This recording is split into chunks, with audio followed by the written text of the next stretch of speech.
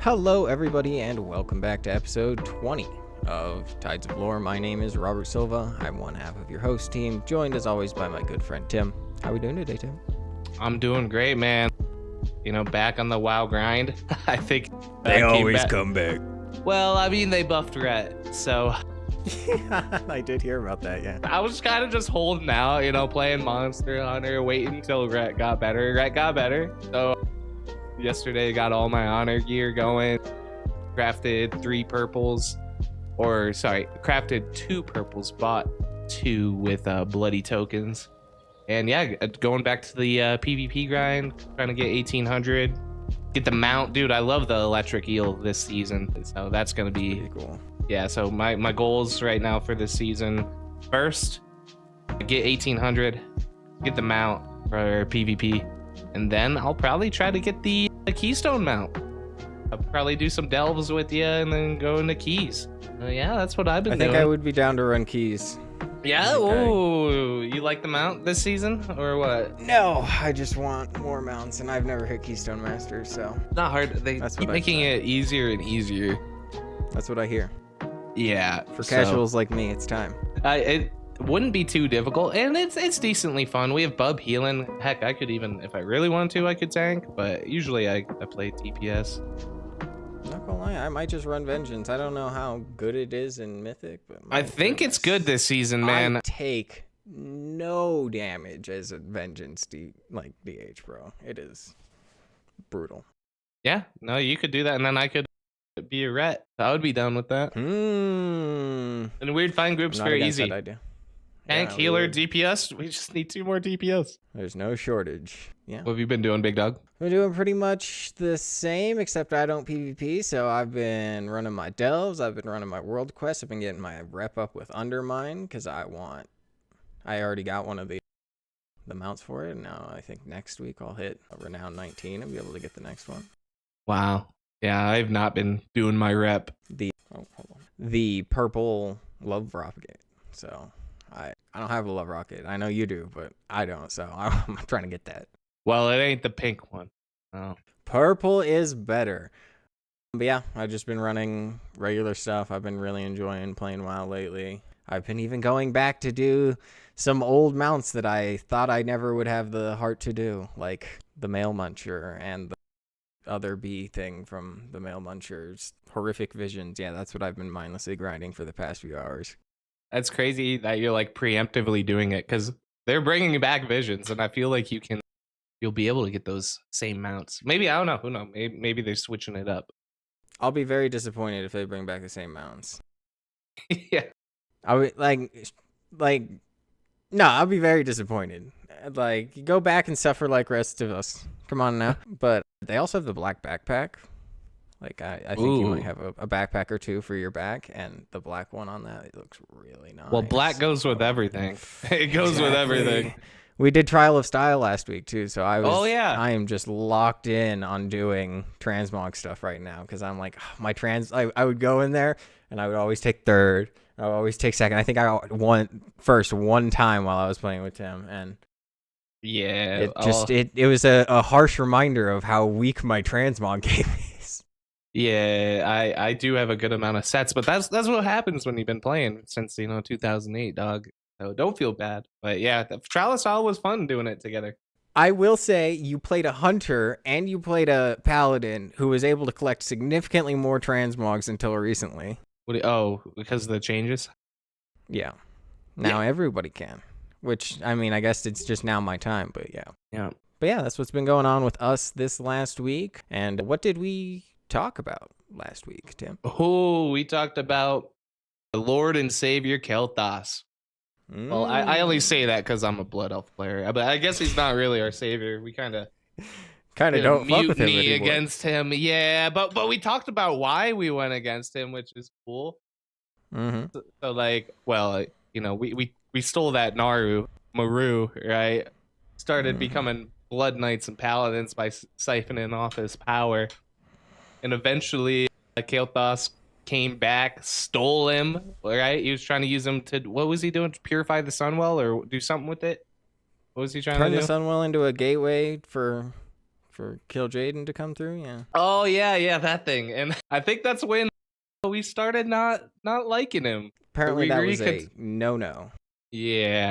Yeah, but it was cool to find out like why he wasn't the leader anymore. So would technically Lord Thamar be the leader right after that? He still has the title of like Lord Regent or something like that. And then we talked a little bit about like Zolaman, and yeah, I think just setting the stage for the end of TBC. We're gonna, I think, tie up some loose ends this episode, correct? Yep, we've already talked about pretty much all of the major storylines that go on in TBC.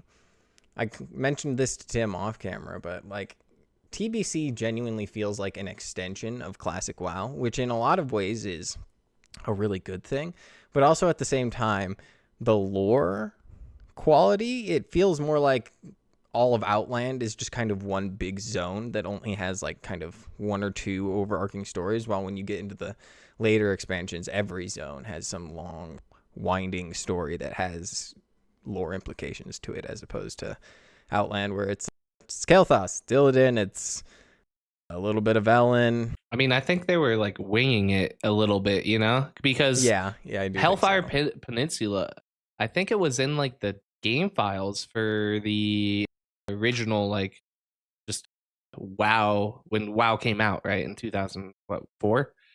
Like Hellfire Peninsula, people, I think, data mined it was in there. And I've heard that it was always intended to be in the game, but so I guess that's why I say it kind of feels like a genuine extension of classic World of Warcraft. Well, Wrath of the Lich King, Cataclysm, those all feel like genuine expansions upon the grander story. But from last week, we did have the away fan 6052 saying, listen, we did 18 episodes and this is the first time something disastrous happened. I think we're doing well, boys. Keep crushing. And I'd like to say this was not the first disaster that happened. We had a disaster on episode 2.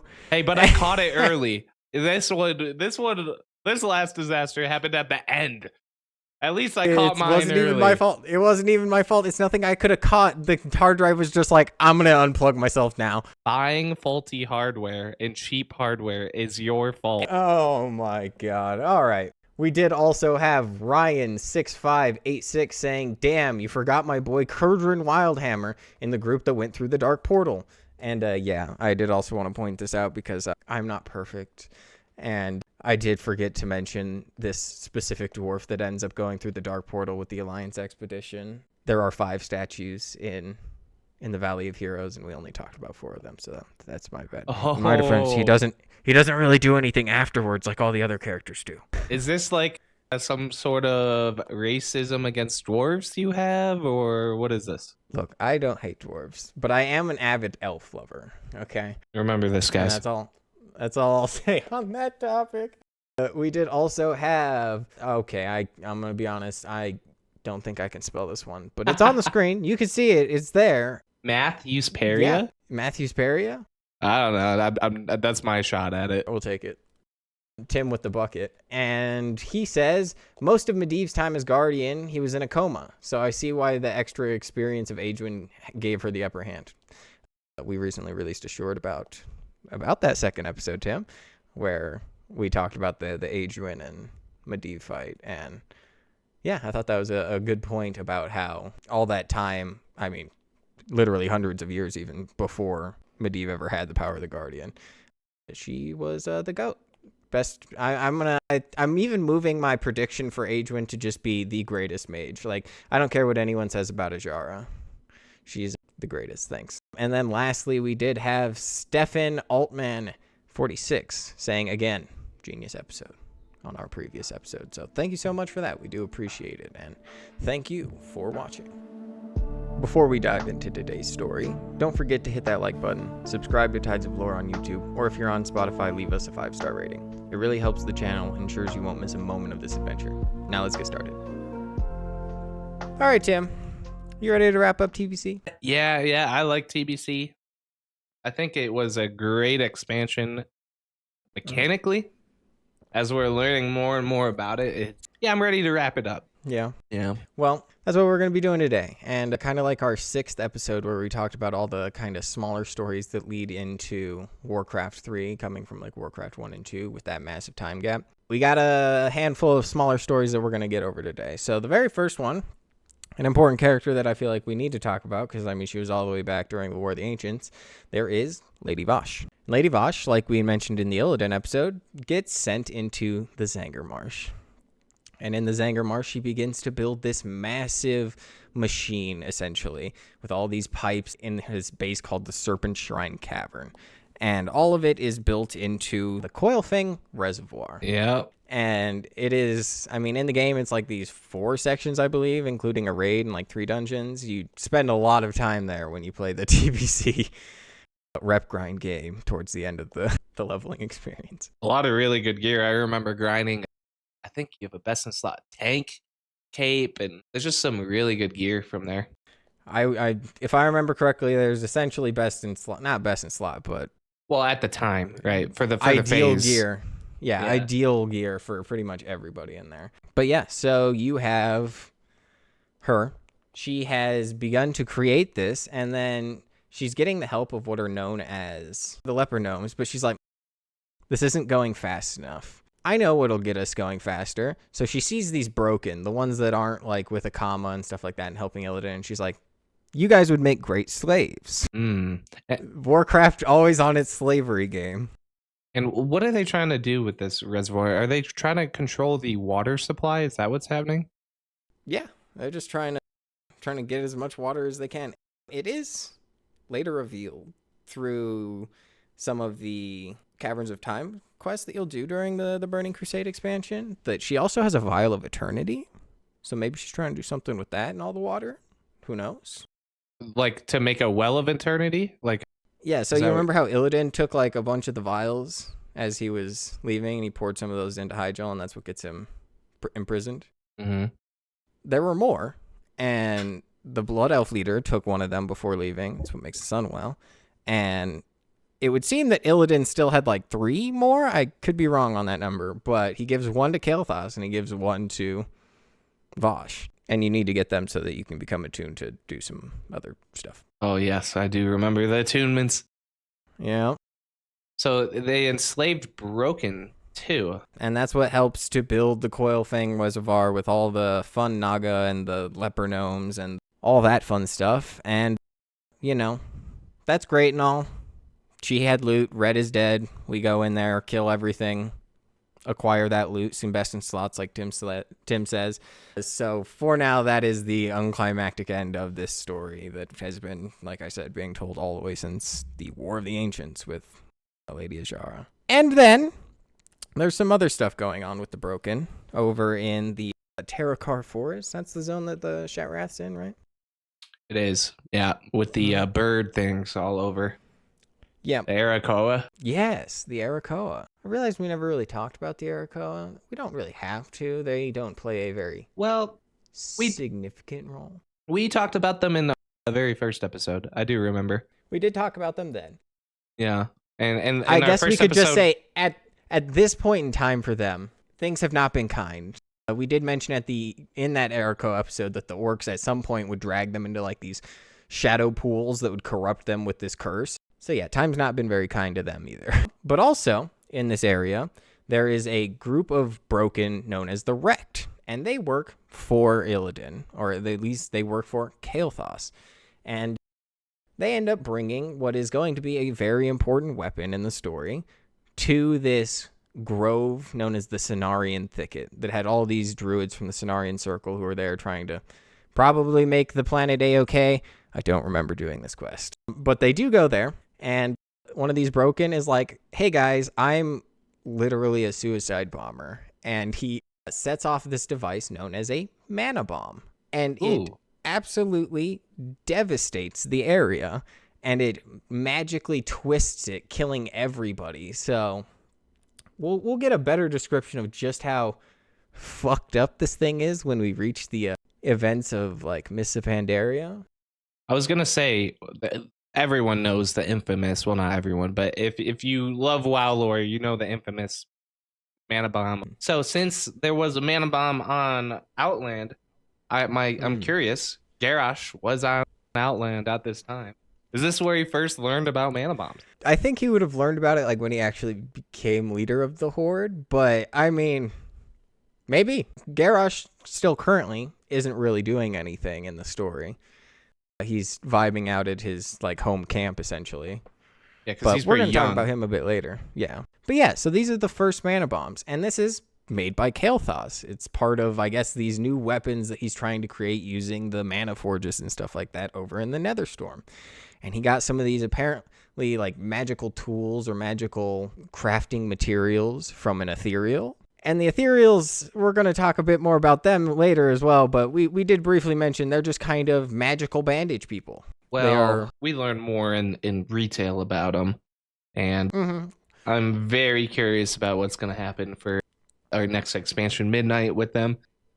Yeah, I've been seeing a lot of theories going on about their planet, and we're actually going to talk about their planet today. But yeah, so they do that. They blow up all these people. There's only one of these survivors left, and he is just absolutely PTSD fucked up from all the crazy magic horrors that he saw from surviving this event. And I don't use that lightly. He is genuinely like mentally broken for the rest of the story from seeing this event go down. So when we find out that Kael'thas is going to use more of these mana bombs, you end up setting it off in his own base a bit early. This is one of the quests that you'll end up doing at Netherstorm for the Cenarian Circle. And yeah, I just wanted to mention that because mana bombs are important for later. Keep that on mind. And yeah, that other person that we were talking about, oh man, I didn't even realize that I lined these two up right next to each other. But there is also, in the area of Nagrand, the race of orcs that have never been corrupted by fel magic. And it's because even during the rise of the Horde and everything before the very first war and charging through the Dark Portal, they had that really bad plague that we did talk about in our first episode, the Red Pox. Super contagious, kills everybody basically. So they had like quarantine settlements essentially, where basically if you were sent there, you're probably going to die, but some didn't. Some of these people were children of like really important figures like Kilrog Deadeye, like Grommash Hellscream. There is also Sourfang's son, who he leaves here, Dranosh, who he's like, just, watch out. I don't want, even though he's not necessarily sick, I don't want him going through the Dark Portal and doing all this crazy stuff with Fel because Sourfang is always on top of it. Yeah, he knew what was happening. He knew what was about to go down. So with this going down, Sourfang does go through the portal. Grommash goes through the portal. Kilrog Deadeye goes through the portal. All of them go and do their first war stuff. And then these orcs, like I said, most of them will die, but some of them will live. And even though that is the case, there would be times like after the Horde lose the second war and they come back through the Dark Portal. Kargath? Blade Fist. We're just going to... Kargath, that's what it is. Kargath Blade Fist. Yeah, no, you're right. You're absolutely right. Goes to the camp and he's like, I understand that most of you are sickly and weak, but I need you guys to join the Horde. And the leader of this camp, by the name of Gaia, who I should also mention is Thrall's grandmother, is like, no, they're not going to go with you. And Kargath sees Garrosh and he's just like, doesn't matter. He would be better if he just died anyway. That'd be the best service he could do for the Horde. So Garrosh is a pretty tough-headed person, but words hurt, okay? So with all of this going on, he just kind of has this inner torment with himself because he doesn't know for sure what his father has done. He doesn't know a lot about him, but he does know that he was the first to ever drink the fel blood, which at this point they've concluded destroyed their planet, destroyed their people. And with that being the case, he now has a lot of like resentment for his father, but he's also like inspired because he's like, well, my father was a great warrior. So he has this inner torment from dealing with being the son of Grommash Hellscream. And as Garrosh gets older, he becomes more and more important to the Mag'har, as well as the son of Kilrog Deadeye, Joran Deadeye, who both of them, they kind of become not war chiefs, but like important consultants, I guess would be the word. Yeah, like important consultants to the Great Mother Gaia. And through this being the case, eventually Thrall would arrive in Nagrand. And, you know, he's seeing the homeworld of his people from before he was taken through the Dark Portal and all this. And Thrall ends up seeing Garrosh, Hellscream, and, well, I guess to be technical, first things first, like, we the player characters are like, she's like, oh yes, that reminds me of my son, Duratan. And then we're like, hey, Duratan's the father of our war chief. And she's like, oh, I would like to see the boy. So eventually that's why Thrall will then show up. Didn't Garrosh like beat the Red Pox? Didn't that almost kill him? Oh yeah, I mean, anyone that survived this long beat the Red Pox, but yeah, it's pretty crazy. Like, we're talking some insanely low survival rates for that disease. So yeah, he was like Garrosh. I feel like he was weak. He got there. Well, he got the Red Pox. He was very weak. He powered through it, and he's also one of the only uncorrupted orcs that we really interact with. But that's like the reason why Thrall liked him. He thought he embodied like a true orc, right? Yeah, that's true. That is true. But yeah, so Thrall shows up. He tells him about Grommash Hellscream, and he reenacts him. He's like, yeah, your father did drink the blood. And as a matter of fact, he did it again. But what you didn't know is that he ends up being one of the figures that saves my life and kills Manaroth and stops our people from being corrupted by the fell blood.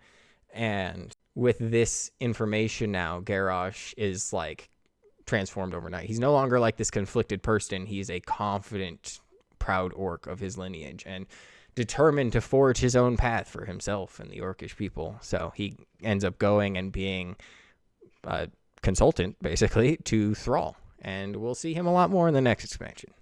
There is that other Horde hero, who I did want to mention because he just doesn't get enough love. Half of his stories get retconned, so we need to talk about the boy, Rexxar. Oh. Yes, sir. Everyone's favorite half-ogre, half-orc. During the events of Classic, he doesn't really do much. He's just kind of champion of the Horde, and then you go and you talk to him in Desolace, and he's like, yep, go do this thing. And you're like, cool, I will.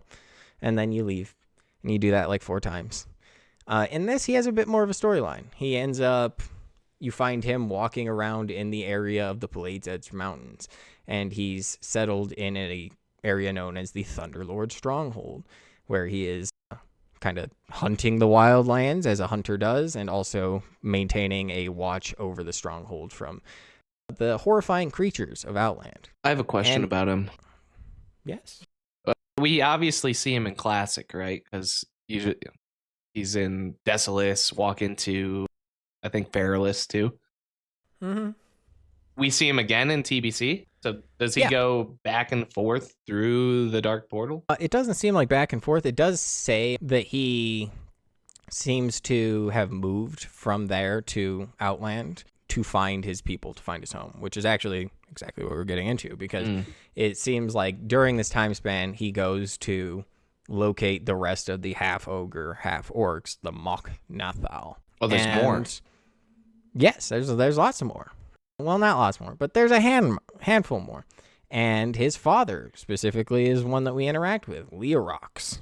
And Leorox and his son don't really have a very good relationship because he doesn't think Rexxar should have joined the Horde and helped them out. He's like, we're Mok Nathal. We don't serve orcs. We're better than that. But that is kind of this whole little quest line that you end up doing with him, about him defining what it means to be loyal to the Horde and be an orc and be loyal to his family and his people and be a half ogre.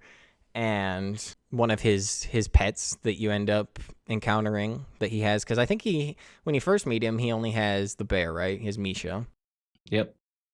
We come to find later on he has lots of pets, and one of these other pets is a wyvern by the name of Leok.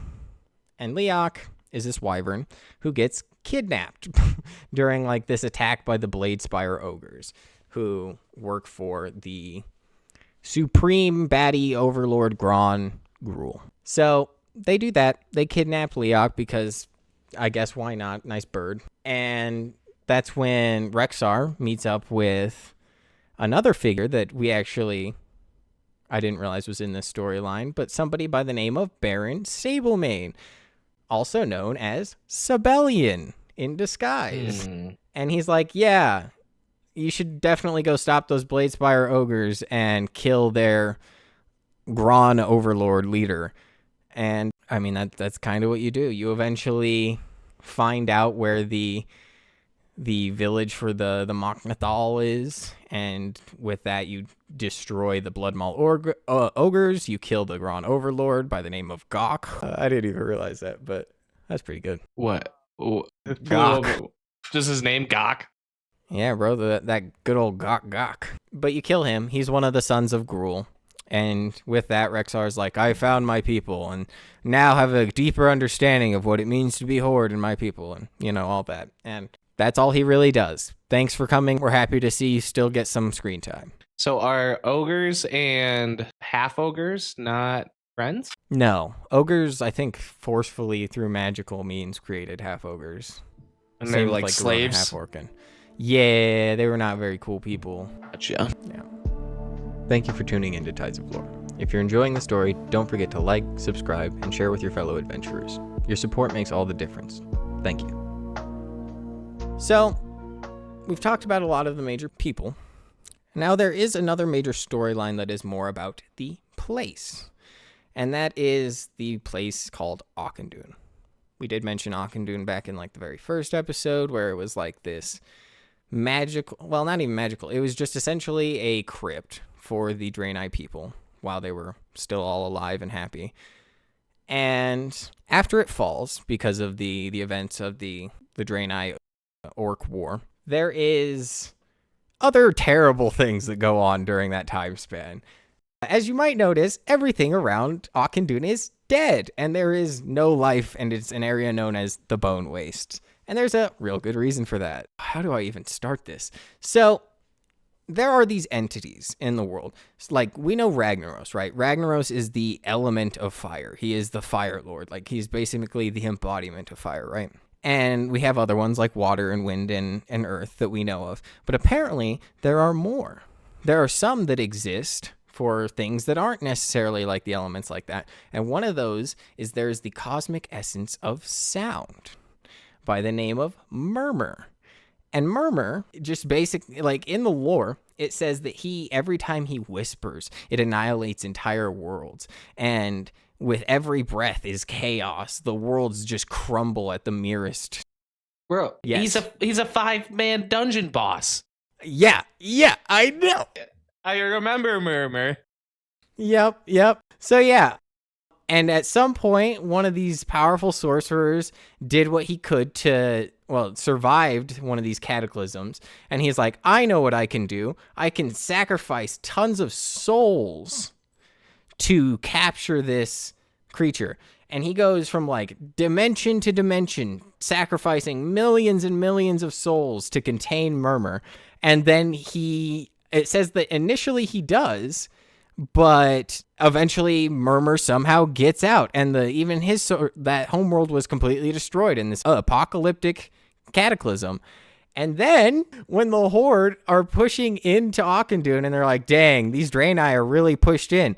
Let's summon some crazy fucking demons to kill them.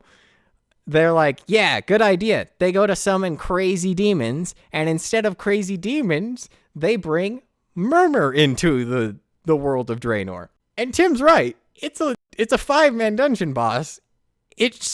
I don't know why they gave this thing such badass lore, but it said that when he comes into existence, that explosion from the sound of him ripping into the world is what completely decimates everything outside of Auchindoun and blows it to smithereens. And yeah, that is why there is the bone wastes outside of Auchindoun, because somebody accidentally ripped the element of sound into existence for you to go kill at level 70. That's crazy, man. I mean, I do remember all of Auchindoun actually, like, in phase 1 being hard.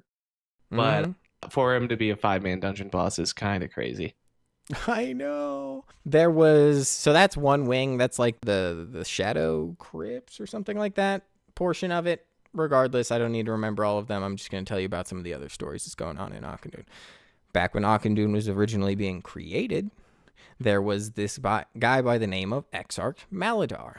And he is like this Draenei researcher who was trying to figure out, why do all of our souls go over to this Naru in that crashed ship? And he's the one that ends up informing Velen, like, hey, all of our souls are being dragged into that corrupted Naru guy in there. And when Velen's like, all right, we need to go build a tomb, essentially, for this Naru, which is why they build Auchindoun and bring this dead Naru Dior into this now crypt. But after he watches everyone get blown to smithereens and Draenei society completely destroyed with all these demons and stuff like that, by the time that you encounter him at the end of his dungeon, he is absolutely batshit. That name Maladar, it is ringing a bell. He's not in Karazhan, is he? I don't think so. I might be crazy. Yeah, I think I'm crazy. You're crazy. But that also brings us to what I know is the Mana Tombs this time, because this is where, quite possibly, for the rest of the story, the most influential boss exists. And that is actually another one of these 5-man dungeon bosses, except this one is the very first one you face, and he's in the very first room.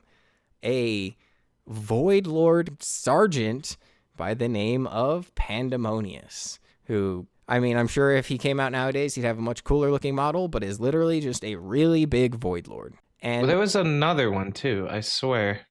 Is he the one? Is he the one that is at the start of the dungeon? I thought it was a different one.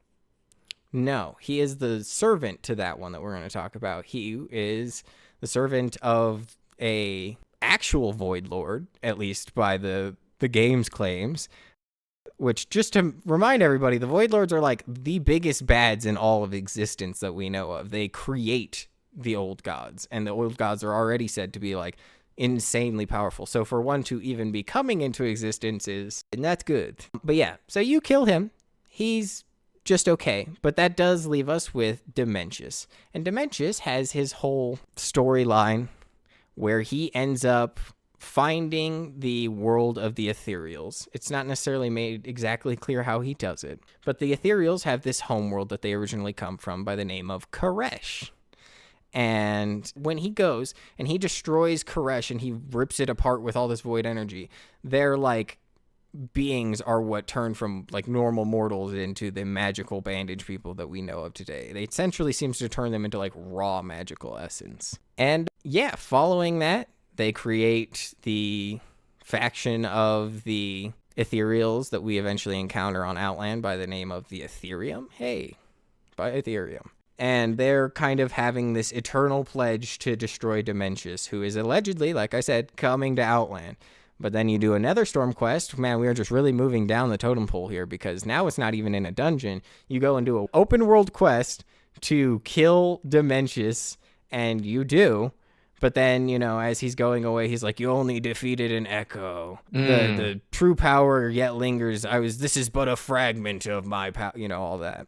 I was going to say, because he is the first boss in a dungeon that we kill. Mm-hmm. But you're saying these guys made the old gods, like fucking Cthulhu took a 40-man raid who couldn't even kill it for months. I don't know. And then we just 5 players go in and kill this Void Lord. Yep.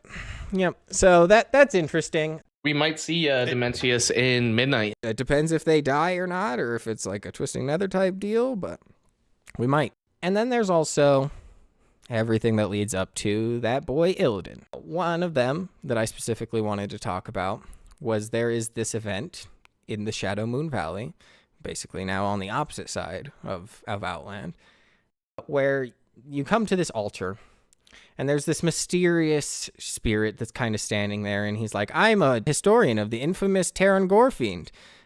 Go out and collect me a bunch of these artifacts from Gorefiend's past life, and maybe we'll learn about what happened to this guy. And us being the dipshit heroes that we are, we're like, okay, didn't read that. Let me get out there. And we do. We go and collect him these 4 artifacts, and we bring them to him. And then he's like, aha, it's actually me, Terran Gorefiend. And he's like, thanks. And you're then imprisoned at the Soul Altar instead, where you have to fight this warden, this Draenei Soul Warden kind of guy that shows up, who's like, Terran Gorfine, back in your cage. And you're like, but I'm not. Yeah. And then you fight each other. And when you do that, eventually you defeat him. You break yourself free from this altar. And Terran Gorfine goes running off into the Black Temple, probably screaming something like, I was the first Death Knighter. I don't know. But he's definitely screaming that when you then go into the Black Temple and you do kill him. And he's like, I was the first Death Knight and I work for Illidan now. And you fight him and you kill him again. Just as the heroes of Azeroth begin charging into the Black Temple, Illidan's doing his cool brooding thing from the top, watching us break in. And he looks to his Illidari, who is like that segment of soldiers that he's basically created to fight the Burning Legion. And he's like, time is short. We figured out where Argus is, the homeworld of the Legion, which we talk about a lot of this in the Illidan episode. Go take this portal to another realm by the name of Mardum, which is like another one of those supremely fucked up demon worlds that the Legion has come through, and collect the Sargerite Keystone, which is essentially like this magical backdoor to the Legion's homeworld of Argus. So he sends his demon hunters out there, and as demon hunters go, and they kill this like supreme demon Legion leader who has a Sargerite Keystone, and you take it. But that's what the Illidari are off doing. So, with that being the case, there's also Maev's Shadowsong, who is imprisoned in the Shadowmoon Valley, who's like, you know, Akama, you're kind of a pussy for not standing up to Illidan. And Akama's like, I'm not a pussy. I was just waiting for the right time. And now with a 25-man raid ahead of us, it's time. It's time. And he frees Maev. And Maev's like, perhaps I thought of you too harshly. Maybe we could be friends, whatever, right? Anyway, where's Illidan?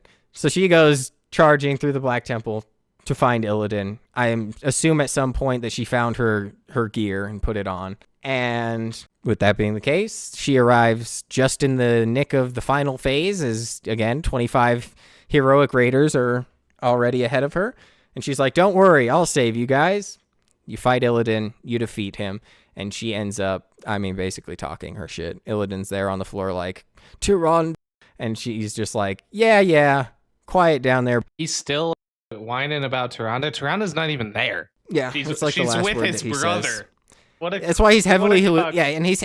What's funny is that he's like heavily hallucinating as we're like pummeling him to death, and he sees Tyrande and Malfurion, and like Malfurion disappears, and then he's just like Tyrande and falls unconscious. Maiev imprisons him in this green, super cool looking crystal that looks great in the cinematic that we see with Gul'dan, and that's where he's then kept in prison, presumably forever again, because I don't know when. Like we said, his sentence seems to just be imprisonment, not like until this time. It's just like until I'm done. So back to prison, and the Illidari come rushing through the portal. Now they're like, hey, we got the keystone, and then they just arrive and they see Illidan in the crystal, and they're like, son of.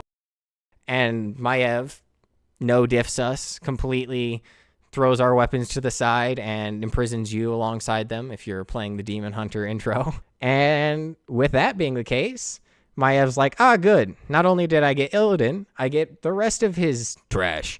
So she takes them, and instead of imprisoning him apparently in this ragtag dungeon underneath Hyjal, like Illidan was last in, she's like, actually, we built something back during the War of the Ancients that's supposed to hold like our most dangerous enemies that we possibly have encountered and I guess can't kill. And they're like, so we're going to take you to the Broken Isles where that Tomb of Sargeras thing was. And we're going to take you to this area just slightly to the southwest of it. And you're going to sit there for like 10 years, something like that. So have a good time. And that's what happens to all the Demon Hunters. What happened to the Sargeras keystone that the Demon Hunters had? I don't entirely remember. Because what did happen to Sargeras keystone? when we still want to use that to backdoor him? When did we find this thing again? The Illidari and the Wardens worked together to retrieve the keystone from the fell-sworn Cordana Fellsong, who is a warden who turned naughty. So I'm pretty sure that's the ending of the Demon Hunter like intro quest line where you go and you fight her. But yes, and that's how you get the Sargeras keystone back. And then we'll talk about that significantly further in the future when the Legion decide to show their ugly face again. But for now, Demon Hunters are in prison. Maev's happy watching over them. That's what she does. There is also that group that worships the old gods and the void lords and the void and all that naughty stuff by the name of the Twilight's Hammer. And it's said that in Stormwind City, they basically begin to infiltrate society and target the vulnerable and the traumatized survivors of the Third War and kind of push them down the route of joining the cult. And one of these people that ends up apparently being really easy to get a hold of is the Archbishop of Stormwind City by the name of Benedictus, who is the head leader of the Church of the Holy Light. And, you know, during this time, having seen so much terrible stuff going on after the Third War and everything afterwards, he hears the Twilight Hammer cult and he's like, wow, that's preposterous. But eventually, more and more, these whispers begin to seem like sinister truths to him. And just as time goes on, Benedictus, the leader of the Church of the Light in Stormwind, kind of just becomes a double agent through eventually joining the old gods and their Twilight Hammer, as he has a vision of the hour of twilight where the world's supposed to end, and he is now a believer, and he sees the void as a way to break free of the like singular destiny that the light gives. So he's all about the void now, and he is actively the most important in the Church of the Light. So I'm sure that won't go bad at all.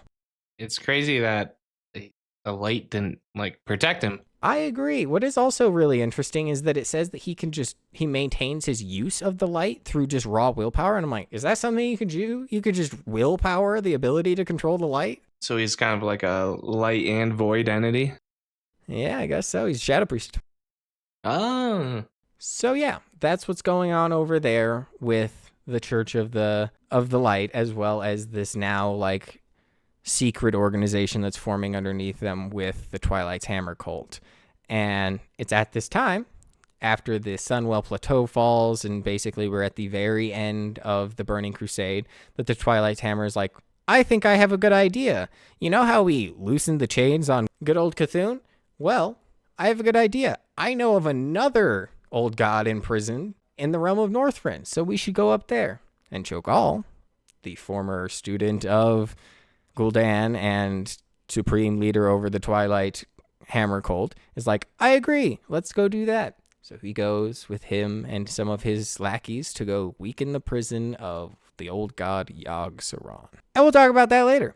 Before we do move into the realm of Northrend and we do move into the stories of the Wrath of the Lich King, I do think the most like important character that we really encounter through most of these is Garrosh Hellscream, who now the new advisor to Thrall is taken back to the land of Durotar to see the city of Orgrimmar and be like, look, this is what we built in honor of your father and all that stuff like that.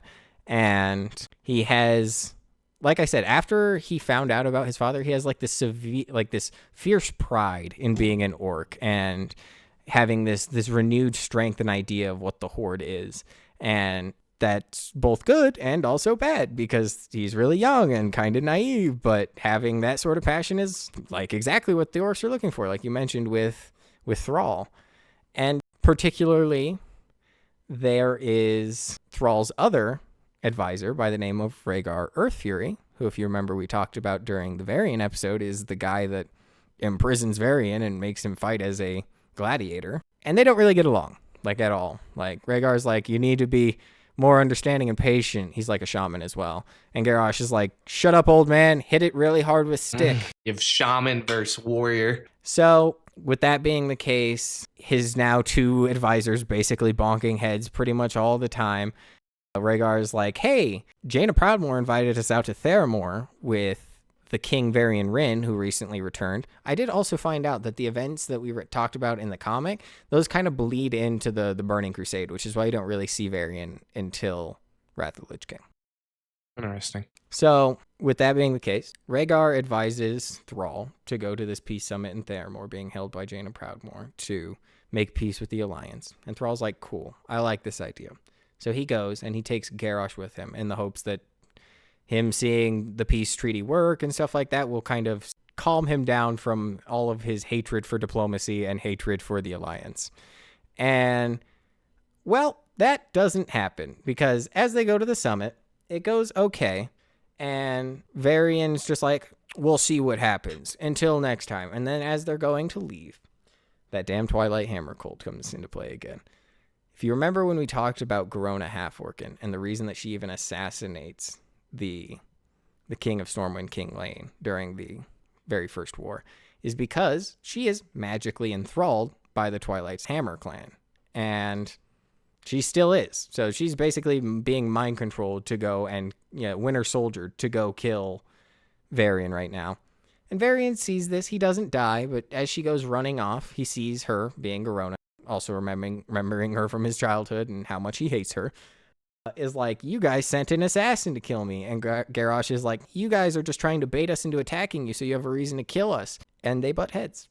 And that is kind of how the peace treaty at Theramore completely falls apart. And they'll try to have more peace treaties later on, and it'll kind of go a similar way. But yeah, that kind of draws the line in the sand for both the Horde and the Alliance, leading into the Wrath of the Lich King and the Scourge invasion that is now rising up across Azeroth as the Lich King wakes up. Wait, did Garrosh try to kill Varian as well? Mm-hmm. So Garrosh is out for all the kings. Yep. Kingslayer.